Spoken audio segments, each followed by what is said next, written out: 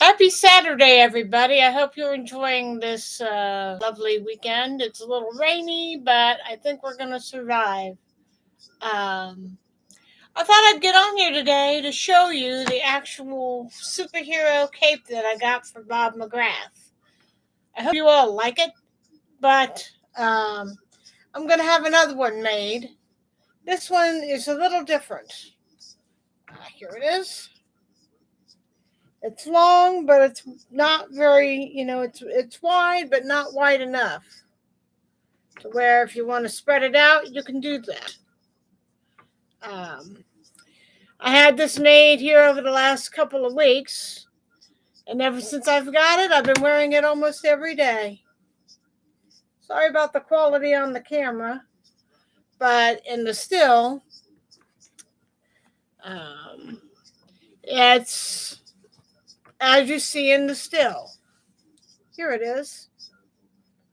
I figured since Bob McGrath didn't get to be a superhero on the show, I thought we'd do something to be a real Bob Katir, as Telly would say.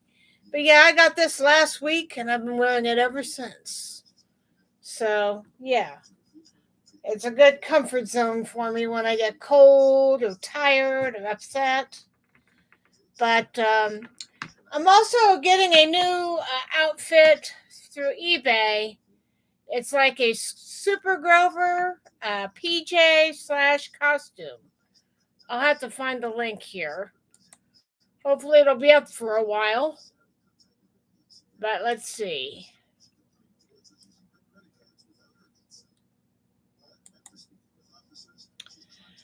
So I'm always looking for something with classic characters. And you can't go wrong with that. It's something called a union suit. They also have a Cookie Monster outfit that you could buy online. It's like a sweatshirt / PJ onesie. I have the Super Grover one coming to me. It's in Jersey, but it's on the way. Should be here within a matter of days. But for now, I'm going to put this in the comments section and you guys could take a look at it. It's been sold. I was the one that bought it. Let me see if I can find the YouTube here. Yeah. Here we go. Here's the other costume.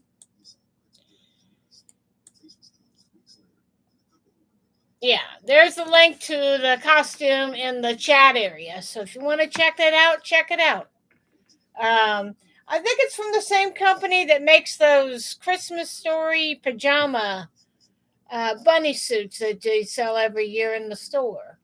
I have one of those too, but it's just too big. But I figured it's got Super Grover. I'm getting it, and I got it ordered. So, yeah. As I said, this is a classic Sesame Street page. Elmo will be very, very limited here. But yeah, I wanted to do a memorial cape for Bob because he was my favorite. He's done a lot for the show. 47 years, I think it was. He's been on the show since the beginning. And he never had any street scenes with Super Grover or been able to play a superhero himself. I mean, I know we had Trash Gordon with Gordon, but I think Emilio did a couple of them. One where he played a guy that could shrink down to get under something. And another one was Captain Cooperation. And the third one that Emilio did was the Zorro-like character.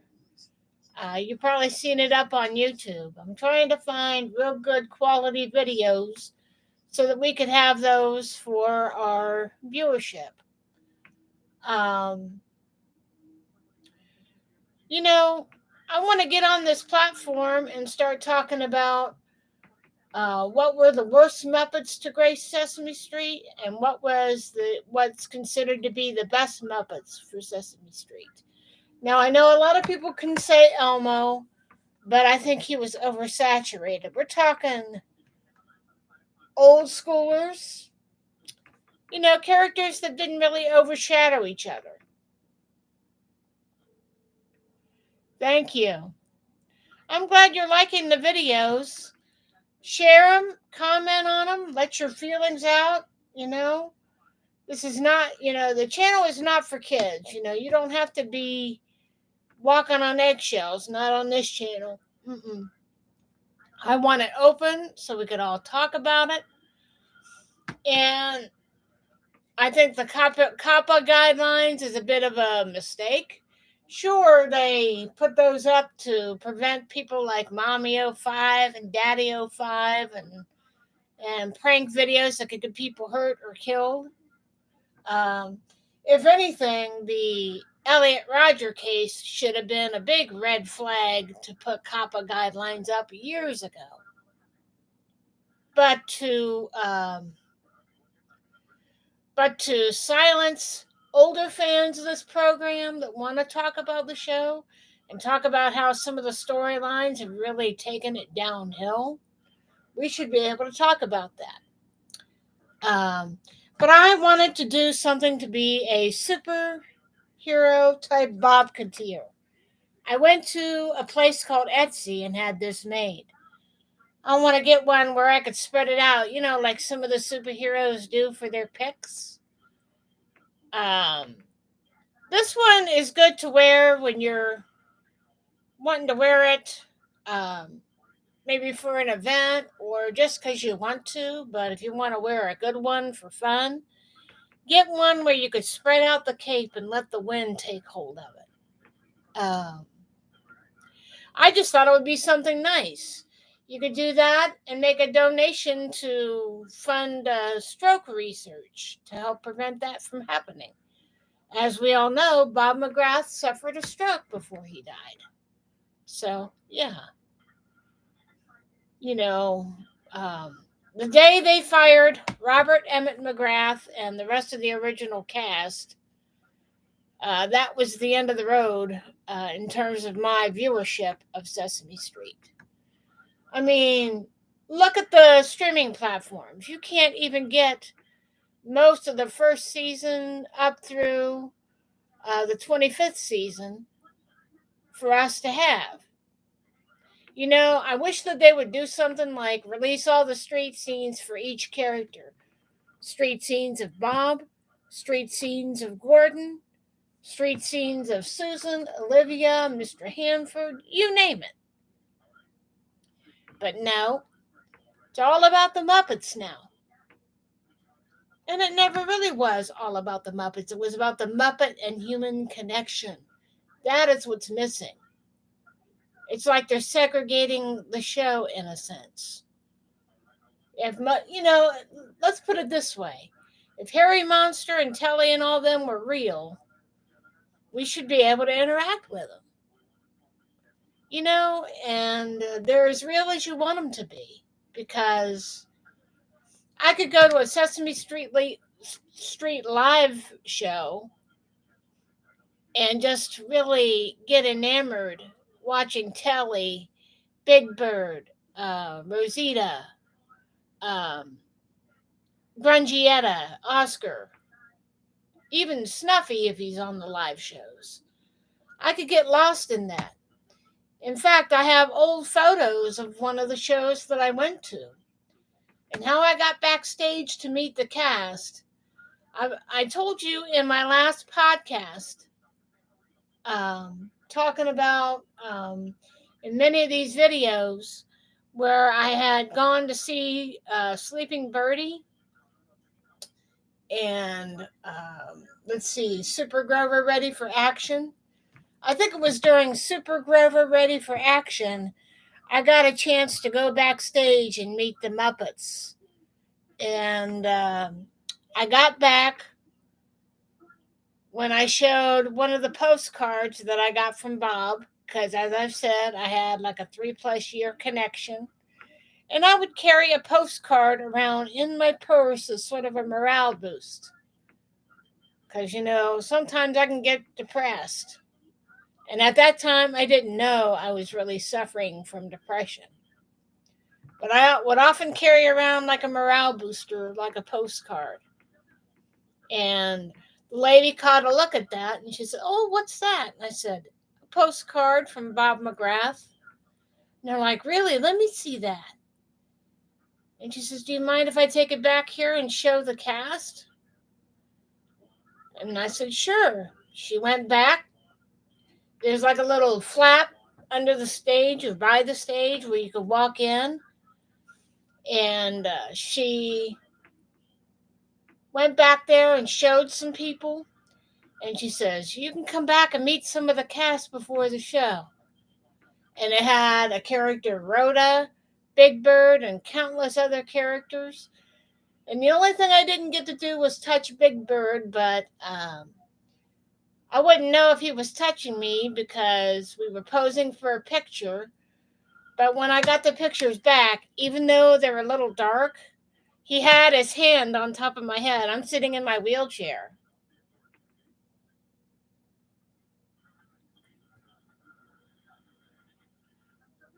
Yeah, I know. I know. Barkley, Frazzle, the Amazing Mumford. I miss the lesser known Muppets. Yeah, that's what I mean. It's all centered around Elmo. If that Grouchland movie hasn't told you nothing, you don't even see much of Abby Cadabby, or even Zoe for that matter. And I remember the day that she spent with Bob, Zoe. Um, that was the first time I saw Zoe, if I think about it. And I loved her. I used to have like a giant Zoe, but I think I gave it to charity because at that time I was going through some stuff and I really couldn't keep a lot of stuff, but that didn't stop me from collecting Build-A-Bears. I have the collection to prove it. But the one bear I've been sleeping with was the one I made in memory of Bob, and I made a black cape, and I'm having another one made um, so I could have it and switch out if I want to. So, yeah. Like I said in a group that I run for another show, I shared it on there, the picture of me standing in front of my dresser. It's on my Instagram, where I stand against my dresser because I have a disability, so I really can't stand and pose like most people. And I put like a sky background, but it didn't really take out my big bird that's on my dresser and other articles on my dresser. But it was like a sky picture, and I had my Bob cape on, and it looked like I was actually in the sky. Yeah, I like it. I did it because I thought it was something that I needed to do. I felt like I had to do something. It's like a security blanket. It's like Linus in a security blanket. Because when I first put this on, I think it was last week, it felt like a giant hug because of the decal on the back. So, yeah, I like it. Maybe one day I'll get out and just let the wind take a hold of it and just enjoy it. I'm 52, but you know what? I don't care. I'd rather um, do things that make me happy, even if it's looking silly in a little cape. Oh man, I miss Bob every day. I would share some records, but the Crosley record players, once the belt slips, they play too fast. And I haven't been able to play my 33s because I know I have the Birthday Party album. I know I have a copy or two of the Sesame Street disco record, the spoof of Saturday Night Fever, not the other one. But yeah, I do have some 45s, some Japanese 45s of Bob McGrath. And I'm paying for the new cape And I'm paying it through like the pay in 4 option. You can pay in 4 payments over 2 months. So, yeah. So that helps. I got to get some Christmas presents starting in November, so no more buying for me until after the holidays. But maybe I'll ask for some classic Sesame Street stuff for Christmas so I could add it to the channel here. So, if not, you can go to a place called Odyssey. It's like YouTube, but I have many channels over there, and one of them is a Sesame channel, and I'm kind of organizing everything over there. And what's nice about that other website is that you could upload, if you have like different channels, unlike here, you get like 3 or 4 on one email. You could have like a dozen channels on the other platform, and you could still upload videos, but you just have to make sure, you go down to the very bottom and you click on the channel icon that you want to upload the video to. But you can go to your uploads and they're all in one spot. You don't have to worry about resharing or anything to feature it on your channel. So, yeah.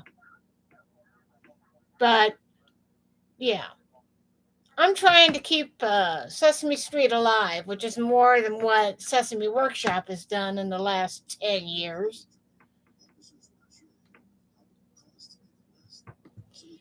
Yeah, I know. Oh, wow. I know Japan loved Bob McGrath. Yeah, he had a massive career over there. And they even asked him at one point, okay, to the young people that may see this stream later on, Bob McGrath was really big on Sing Along with Mitch, okay? The show went off the air here in the United States somewhere around 1966. And when the Japanese caught wind of that show, they went crazy over Bob. They just loved him over there. And he had fan clubs and had record deals. Some of the songs you hear on YouTube are Danny Boy, Fusion. I know I've got some of those 45s. Let me see if I can find one here for you while I'm on here. Hold on. Yes. My ever-growing pile of junk in here. I got to get that cleaned up. I don't want these records to get busted. But I would share more stuff in the community tab, but because of their stupid guidelines on here, they turned off some of my community tabs and pinning and all that stuff. But, oh yeah, and I got a Sesame Street CD from Japan a while back too. I forgot all about that. But the only thing is, I can no longer burn it to the computer because the newer computers don't have a burner. So, yeah. Here's at least 2 that I have on in front. See this one? I couldn't tell you what's on it because it's Japanese, but I like it. It's almost new. It's almost new. It looked new when I got it. And this one is Edelweiss, and I think yesterday. Yeah. Yeah. Forgive the shine, but yeah, look at that. Yep. And that's what paying 4 is for, because the records from Japan are mondo expensive. But like I said, I'm not going to be able to keep doing that. I would have Patreon, but I don't want to make money off of this. You understand? I take what I do very seriously. I take it very personally. And I don't do this crap for money. I do it because it needs to live. And when I told you I went to Build-A-Bear when I made Bob my teddy bear, the young girl that was helping me stuff him didn't know who Bob McGrath was. That scares me.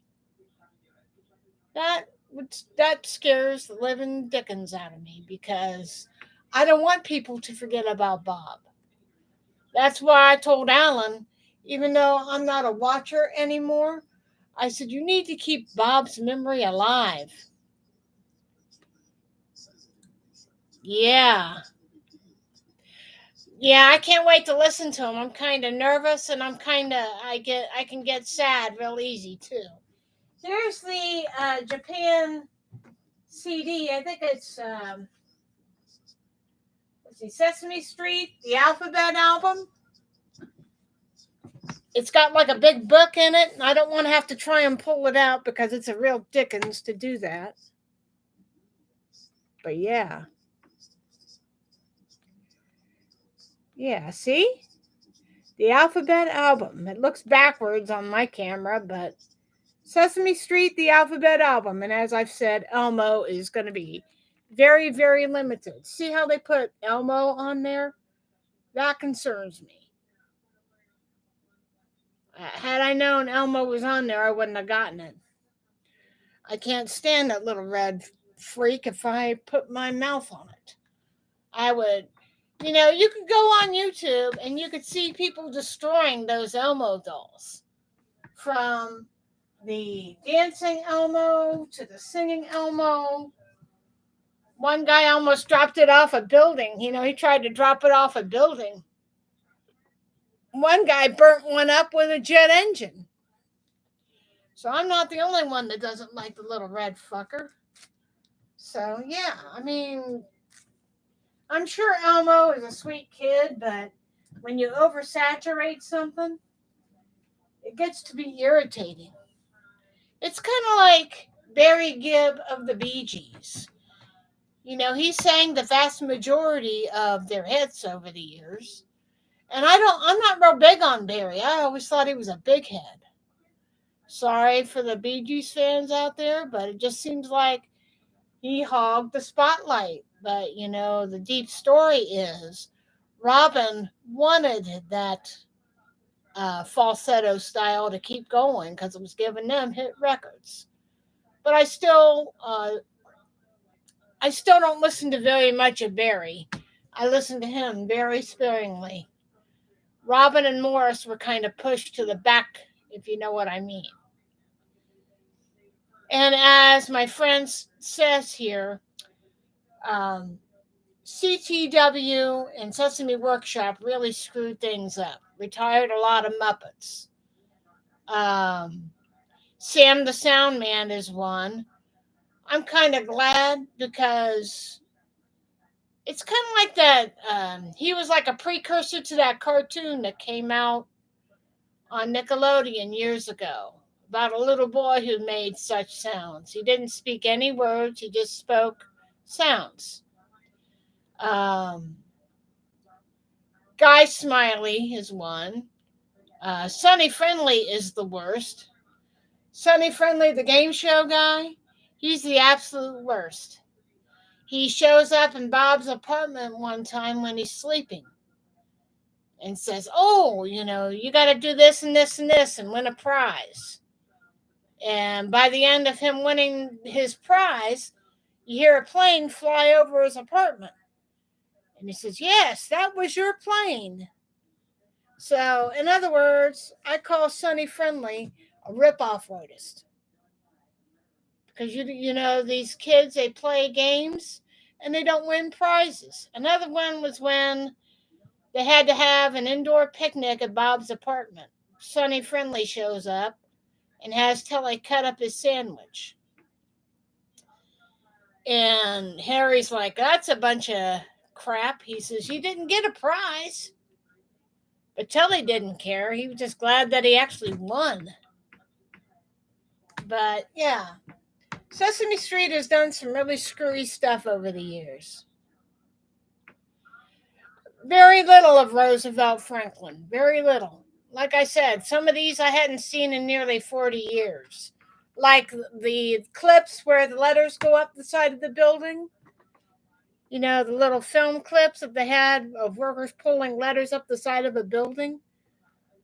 I was watching, I think, the first one or one of these where it had that kazoo opening. And once I heard that, it was like I was back at Coleraine Elementary School again. And I just remember that with a fondness.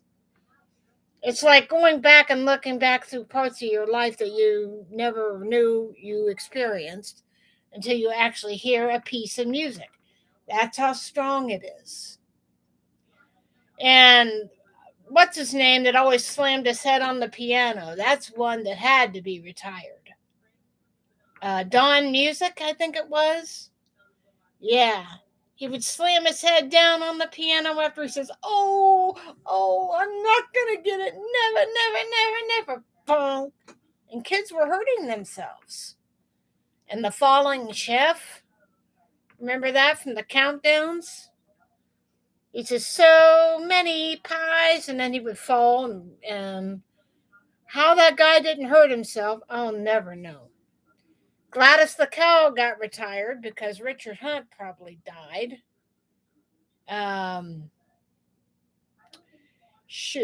Forgetful Jones is another bad character.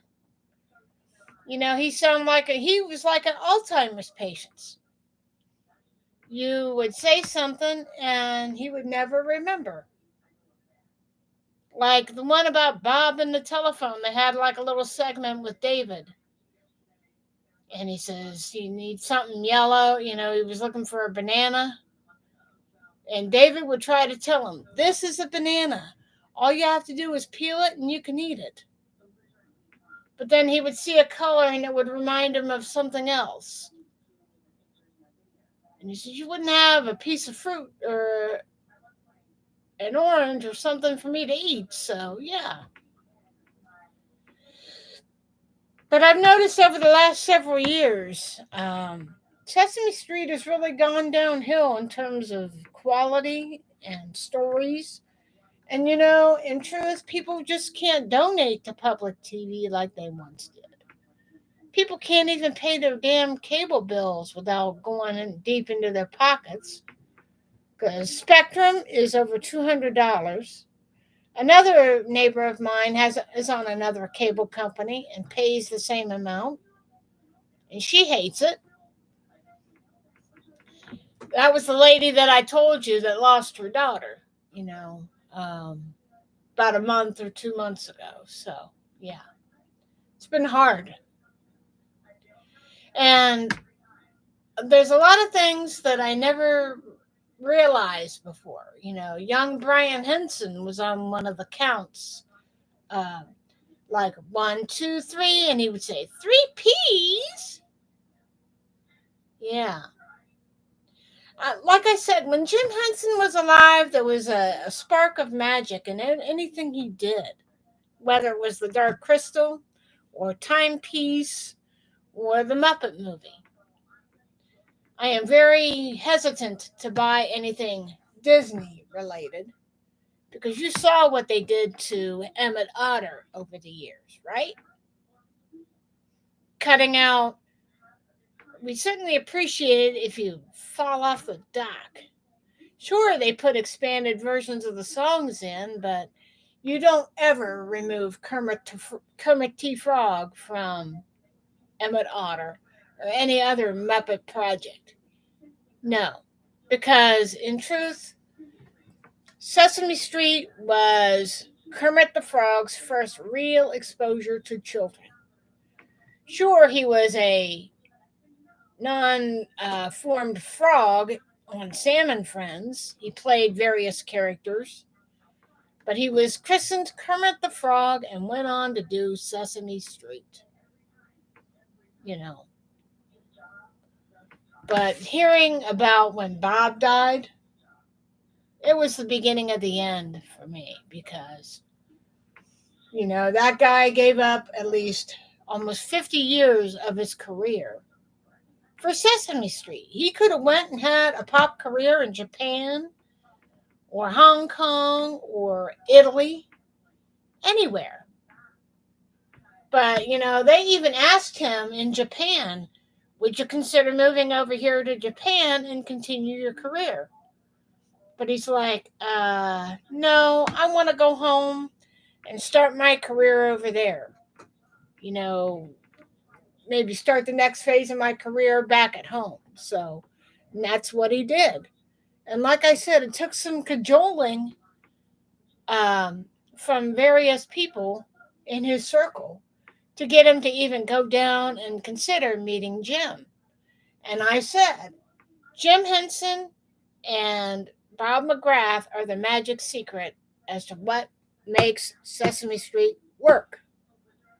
That's what I mean by the human connection. And the other people that they brought on zipped together the human and monster connections and even human and bird connections that the show is so famous for. And I don't even see anything with Little Bird either, you know. And I heard that when the Little Red Idiot first came around, he was talking like Captain Caveman, broken English, not very in tune upstairs. Richard Hunt tried working with it. And he was in the meeting room one day, and he threw the puppet, and he said to Kevin, see what you can do with him. And that's how it happened, how Kevin Clash became the voice for Elmo. You know, in the beginning, Elmo was fun. He was bright. He was funny. But as I've said, he is very oversaturated Sesame Street. It's like, forget the ones with seniority. Let's center the show around this little red Muppet. I get pretty tired of that pretty quickly. And it's rather sad because it's kind of putting the thumb to the back history of this show. I mean, they've already changed Hooper Stores so much you don't even recognize it anymore. No more tire swing, no more alcove where the denizens could sit and have coffee or a nice lunch. And it's sad. And Big Bird's nest is up in a tree. You know, I could understand that, but to change it, even Oscar's can is moved over on the other side of the stairs, if I remember right. But I'm glad Sonia Manzano got out when she did. And I think Bob McGrath knew the show was changing and he was being kind about it. But we all know what happened. There was no real miscommunication. There was no miscommunication between A, B, and C. And I'll state that until the day I hit my grave. So, yeah.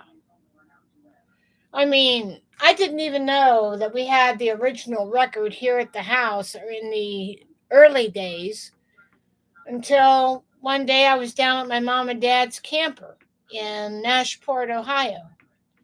We go from Columbus down to Nashport on the weekends and go camping. And toward the end of their tenure there, before my dad got really sick, we were in the enclosure. My dad built the cement pad, the deck, the enclosure. It was in the enclosure, and we found my brother John's old Sesame Street record. My mom tried to dub it for me, but the very end of the record on side 2 skipped. And I was like, damn. Mom's like, oh, honey, we tried. I said, well, I'll keep an eye out for one of those records. You know me and records. I like to buy them and have them. And I was able to get the first Sesame Street record where they're all on the front, by the front stoop. And Bob's in his sweater. I got that with the book inside. It was mint. It's open, but it hasn't been played. So, and I got the birthday record. Mint, never played. So, yeah. So I have at least 3 of the big Sesame Street records. But I'm looking for ones that have Bobby on them. because I don't want people to forget about them, you know? And the biggest injustice that I've talked about is the CD aspect. The CD aspect, and there's one complaint about the digital release that I would like to air out on this platform here in this podcast. You know, when they started releasing the records under Sony Wonder back in the day, I had no flippin' clue that they were replacing the human voices with Muppet voices. Say for Mr. Hooper, David, and so on and so forth. And as I've said, what the hell is this? This is not the record that I wanted. And it was a big miscarriage of historical justice.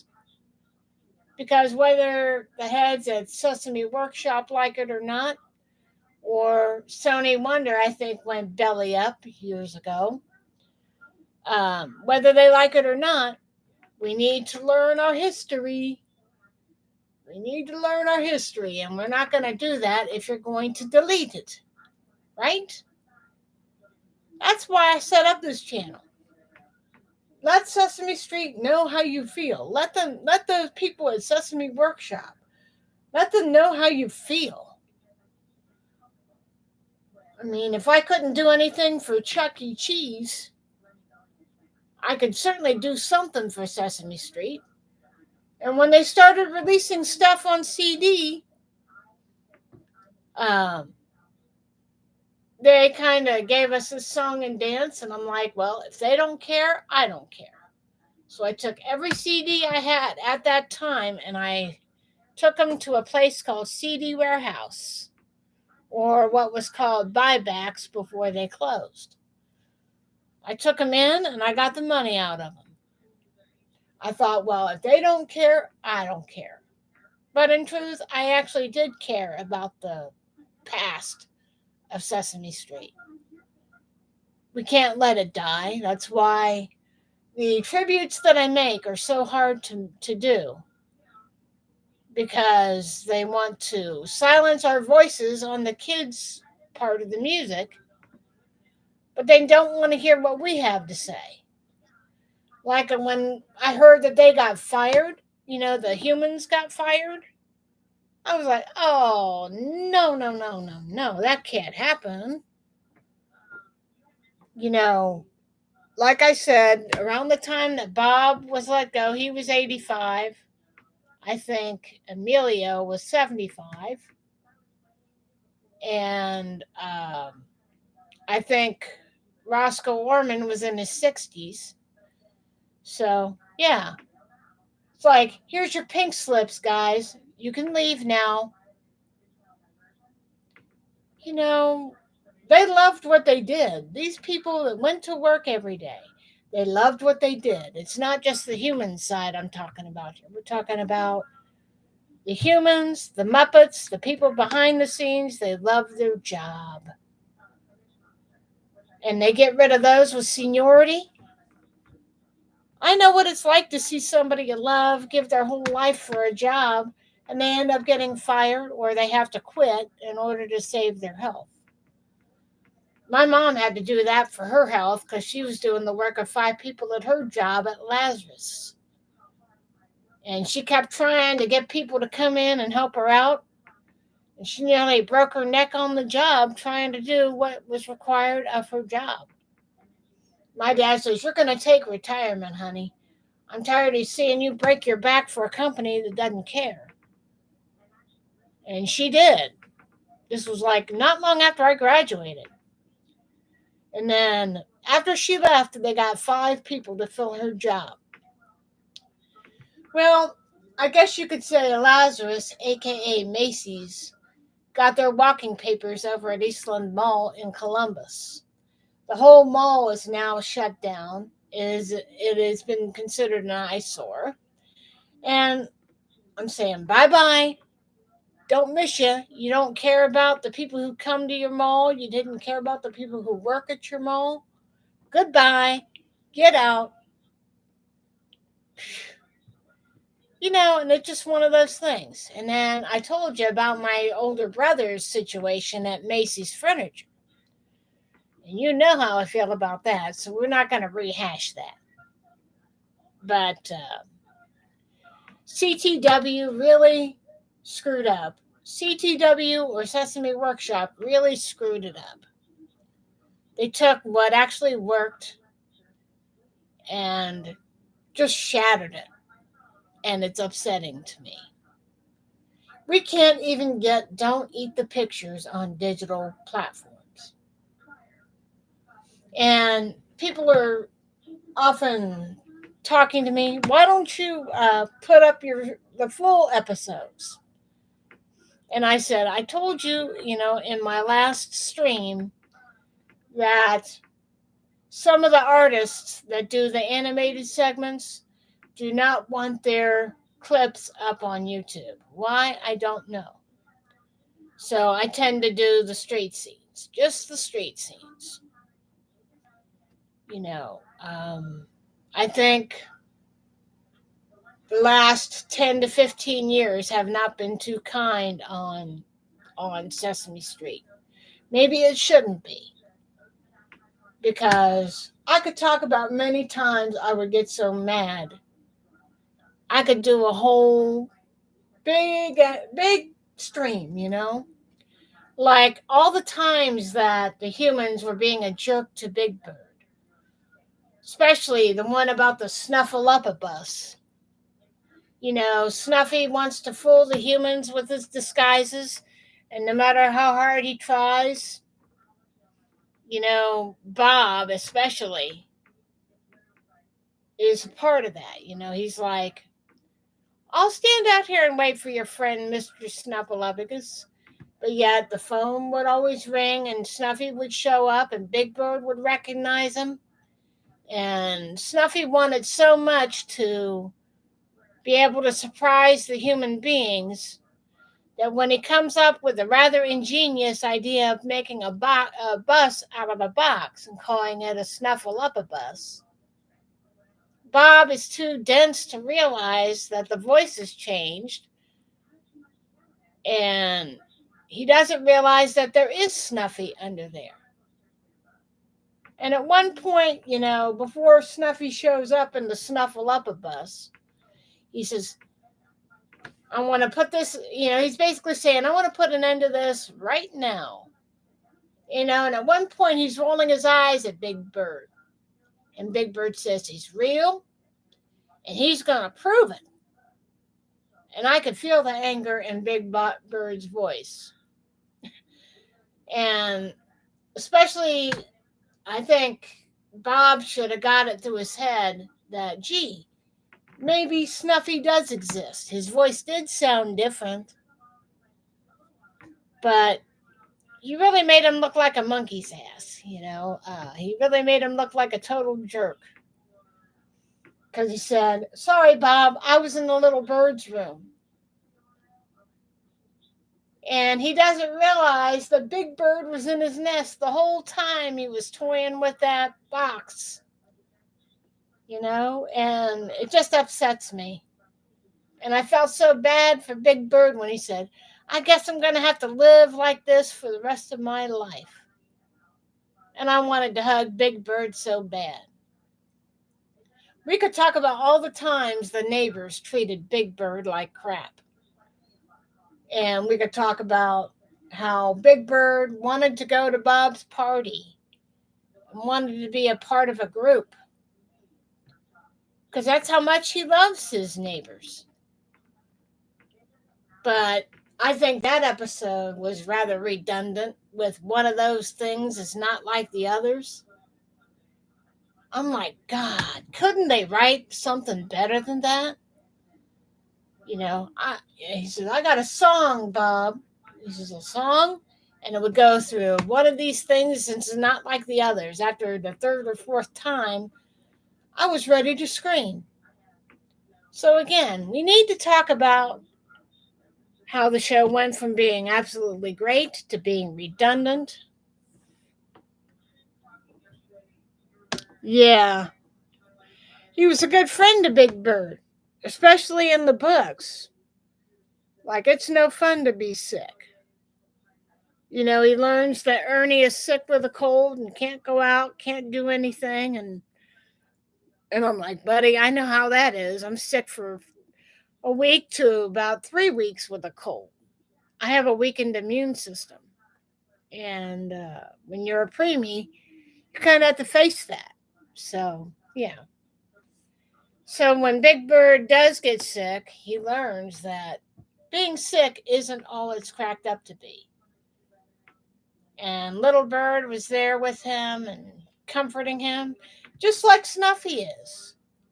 When he got like the birdie pox, he would get all upset, and I think it was Maria and Snuffy that were there with him. You know, and another scene that really upset me was when David was going to return some cups that were sent to Hooper's store. But Big Bird is so eager to help out his friend David, the cups he was going to return end up being brought back into the store and put on the counter. And David is so mad he doesn't want to hear it. But thank goodness for Maria for standing up for Big Bird. You didn't tell him that those cups were going back to who they were going back to. And yet, David was pissing and moaning like a jerk. And it's just sad. Big Bird always got the short end of the stick. And I think Big Bird was the most honest bird there is. Especially when he says, I told you I was telling the truth. And I would be like, Bob, I think you owe Big Bird something. Susan, I think you owe Big Bird something. I think you all owe Big Bird something. A big I'm sorry for everything you ever done. I wouldn't have blamed Big Bird if he ran away or went to live with his granny bird. Wonder what a storyline like that would have been. So, I think they should have had a storyline like that. Because many children do go through that. Gee, I always try to do the right thing. Maybe I'm not good enough. Maybe I'll run away somewhere, or I'll go live with a family member. And it's sad, it really is. But I think Sesame Street's lost its zeal, I don't think my niece ever even watched a Sesame Street episode. We tried to introduce her to the Cookie Monster that would flip over on his back and laugh, but it would scare her because of her autism. She doesn't understand that toys like that won't hurt her. But she was just really into Dora and Curious George. Maybe she was raised up on better stuff like that. Because, Curious George is a curious little monkey, but you always got a lesson out of it. Dora the Explorer, you could learn a lot about friendship, and she doesn't really understand the show, but she likes the character Dora. And I get like shakes when I hear the theme song to Dora. I'm like, I don't know how you could listen to that every day, sis. I was ready to throw her new Dora toy out the door. So, yeah. But, with a kid with autism, you have to go with what works. It keeps her focused on something. Like if we go to dinner, she has a Dora book with her or a Dora DVD case. And it keeps her from going bananas. She's still a beautiful girl. I love her. She's in high school, but she still loves her Dora the Explorer. So every year I try to get her something with Dora the Explorer on it. I think current generations are going away from Sesame Street. I mean, what other choice could there be? Because she not only watched Dora and Curious George, she watched that show PJ Masks and another one called Chuckington. So yeah, I think, uh, I think some of the older generation that is in their 20s and 30s is going to catch on to the older shows, and they'll say, man, these older shows are pretty good. But why the parental advisory warnings? So they're not up to current standards of today. Big deal. You could still get a lesson of friendship and love out of it. That's what it's about, isn't it? And learning your ABCs and 1, 2, 3s. Man, Sesame Street is a real dumpster fire today. But like I said, I made this superhero cape. So hopefully I'll wear it and let people know not to forget about Robert Emmett McGrath and any other members of Sesame Street. Oh, wow. But if anybody has anything they want to talk about, drop it in the comment section below. Hopefully one day we'll get something together where I could talk about Will Lee, the actor, Emilio Delgado. I wish there was some proper bios that I could put together to celebrate each and every one that I am aware of. Matt Robinson. Matt Robinson, I am not fully versed in, but some of the stuff that I've talked about, like Bob McGrath being with Mitch Miller, and it's just sad. It really is. There's no real bio on Bob. There's no real bio on Roscoe Warman. I know he was a Hollywood actor at one point in time, but he gave up that so he could come to New York and help kids get a start on their education. That's why whoever worked there so long loved the job. They were concerned about our kids' future. They were concerned about our kids' future. Maybe they need to do serious storylines about school shootings and how to prevent them. Maybe they need to start doing things like that. But anyway, let me know what you think. What kind of stories should Sesame Street be talking about? They talked about 9/11 type issues through the fire at Hooper Store. They talked about the death of Mr. Hooper. But I still want to know how they wrote Bob McGrath off the show after he died, that is. How are they going to explain? Where is their music teacher? Where is the resident music teacher? Who's got his apartment now? Although I don't want to know, because that place above Hooper's Store will always be Bob's place. But let me know your feelings about how Sesame Street has been handled over the last 3 to 4 years. I want to know, personally. But I'm going to get off for now. Maybe I'll get on tomorrow. It's 2:10 in the p.m. here. Hopefully, by tomorrow, I can get on a little earlier, say around noon to 4. We could have a discussion. Let me know, and I'll get back on here in a couple of days. I'm going to start cutting together the winter episodes, but I'm going to try and go in order. I'll have to look up information about which ones come first, and I'll have to cut them down. But believe me, the hard work that I put in putting some of these street scenes up, it'll be worth it in the long run. If I could do it for the Hawaii episodes, I could do it for whatever else comes along. So, yeah.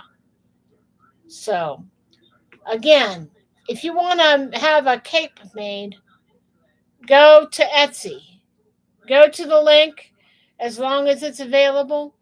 You can go to that person and she can make a cape for you. It'll take a little bit, but the quality is indeed amazing.